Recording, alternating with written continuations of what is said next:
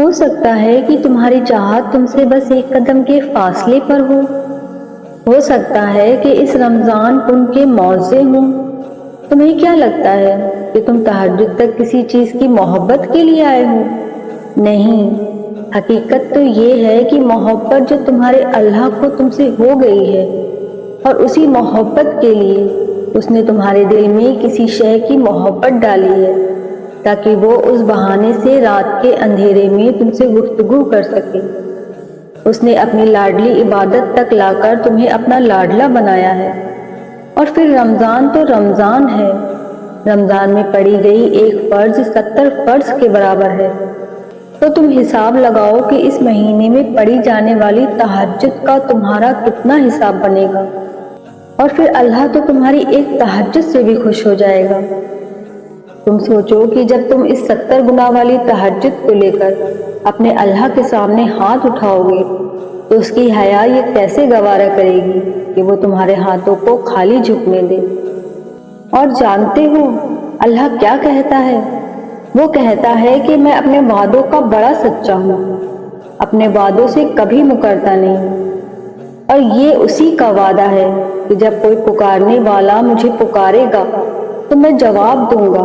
اور پھر رمضان تو صبر کا مہینہ ہے، اور دعائیں بھی صبر مانگتی ہیں، اور صبر انعام دیتا ہے۔ رمضان تو آیا ہی اس لیے ہے کہ تم اس کی رحمتوں کی بارش میں بھیگ سکو، اور تہجد کی مانگی ہوئی دعاؤں پر تو کن فیکن کی بارش ہوتی ہے۔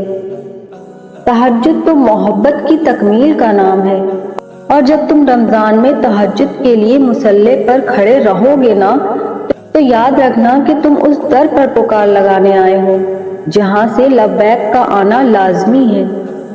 تم اس مہینے میں پکار لگانے آئے ہو جہاں اس نے ہر چیز کا 70 گنا بڑھا کر تمہیں اپنی رحمتوں سے نوازنے کا وعدہ کیا ہے۔ پر اگر یہ بھی تمہیں قبولیت کا یقین نہ دلا پائے تو تم یاد رکھنا کہ تم اس وقت پر آئے ہو جب اللہ پہلے آسمان پر آ کر کہہ رہا ہے کہ کوئی ہے مانگنے والا جو میں اسے عطا کروں۔ تم صرف ایک چیز ایک لمحے کے لیے روتے ہو، تمہاری دعائیں تو تمہاری پوری زندگی بدل سکتی ہیں۔ تم یہ تو نہیں سوچ رہے نا کہ اللہ نے اب تک کی دعائیں قبول نہ کی، یعنی اس نے اب تک کی دعائیں رد کر دی؟ نہیں، اس نے تمہاری ہر ایک پکار سنی ہے، اور اس کی قبولیت کا وقت بھی مقرر کر لیا ہے۔ کیا پتا کہ یہ رکاوٹیں ہی تمہارے لیے موضوع کا وسیلہ ہوں؟ کیا پتا کہ جو نصیب میں نہیں وہ دعاؤں کے ذریعے ہی ملنا ہو؟ کیا پتا تمہاری آزمائش کے بعد ہی تمہاری دعاؤں کا پورا ہونا ہو؟ کیا پتا جو تمہیں تاخیر لگ رہی ہیں وہ تمہارے لیے خیر ہو؟ تمہیں کیا لگ رہا ہے کہ جو دعائیں تم تہجد میں مانگتے ہو اللہ اسے اس وقت قبول نہیں کر رہا، یعنی وہ دعائیں رائگاں ہیں؟ نہیں، کبھی کبھی بہت پہلے مانگی ہوئی دعائیں بھی اللہ قبول کرتا ہے۔ اور تم سوچتے ہو کہ یا اللہ میں تو اس دعا کو بھول چکا تھا، مگر اللہ نہیں بھولتا۔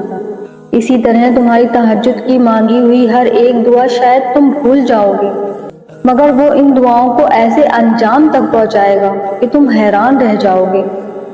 ہو سکتا ہے کہ تمہارے صبر سے تمہارے نصیب میں ہار جانا ہو سکتا ہے جو تم سے پہلے اللہ نے دور کیا ہے وہی تمہیں بہتر کر کے واپس مل جانا ہو۔ وہ الجبار ہے، یعنی ہر ٹوٹی ہوئی شے کو جوڑنے والا۔ تو یہ کیسے ممکن ہے کہ تم فریاد کرو اور وہ اسے ادھورا ہی چھوڑ دے؟ یہ کیسے ممکن ہے کہ تم اپنا بکھرا ہوا وجود لے کر اس کے روبرو جاؤ اور وہ ان کرچیوں کو نہ سمیٹے؟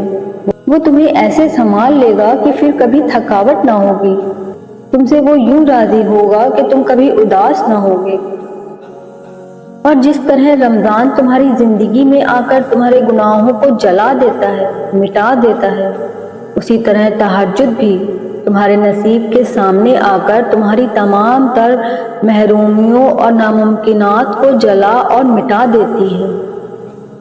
جب اس نے تمہیں رمضان دیا ہے اور ہزار مایوس لوگوں کے درمیان صرف تمہیں ہی تہجد اور دعا کی توفیق دی ہے، تو وہ بھلا کیسے تمہاری دعا رد کر سکتا ہے؟ تم اپنے دل کو اللہ کی رضا میں راضی کر لو، مگر دعا کرنا کبھی مت چھوڑنا۔ یقیناً وہ جلد تمہاری رضا میں راضی ہو جائے گا، اور اللہ نے چاہا تو اس رمضان تم اپنے رب کی محبت کی ایسی مثال دیکھو گے کہ تمہاری محبت کو حاصل کرنے کی خوشی سے زیادہ تم اس رب کے عطا کرنے کے انداز کے دیوانے ہو جاؤ گے۔ تم یقین رکھو اس رمضان کن کے موضع ہوں گے۔ تہجد کی خاموشیوں میں بہنے والے تمہارے آنسو اللہ کو راضی کر لیتے ہیں۔